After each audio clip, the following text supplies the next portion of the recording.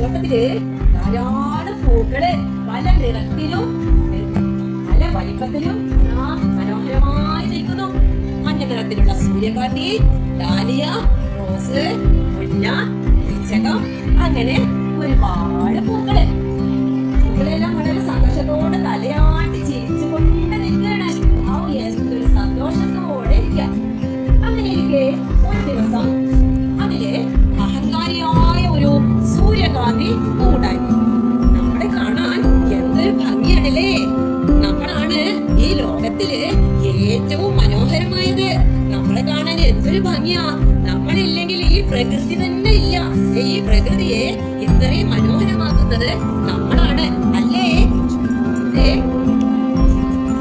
അത് കേട്ടപ്പോൾ അത് സൂര്യകാന്തി അവരോട് പറഞ്ഞ സമയത്ത് ഒരു ഇടങ്കാറ്റ് അതിലൂടെ വന്നു. ഇടങ്കാറ്റ് നമ്മളോട് പറയുകയാണ്,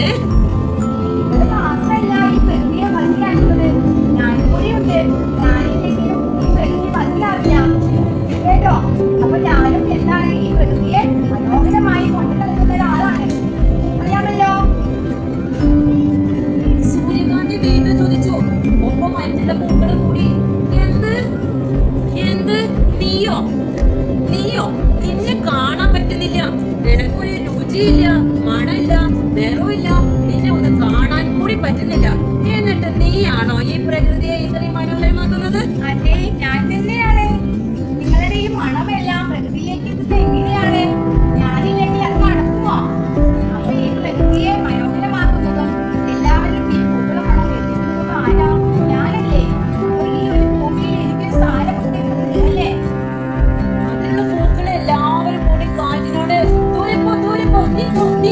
നീപ്പോ എന്നങ്ങനെ കാറ്റിനെ അവിടെ നിന്നും പറഞ്ഞയച്ചു.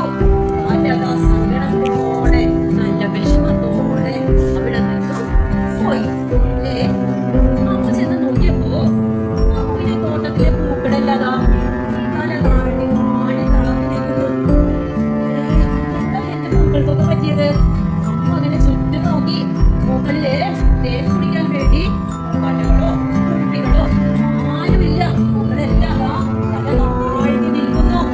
എന്തുകൊണ്ടാണെന്ന് അറിയാമോ നിങ്ങൾ ഈ പാടി തളർന്നു നിൽക്കുന്നത്?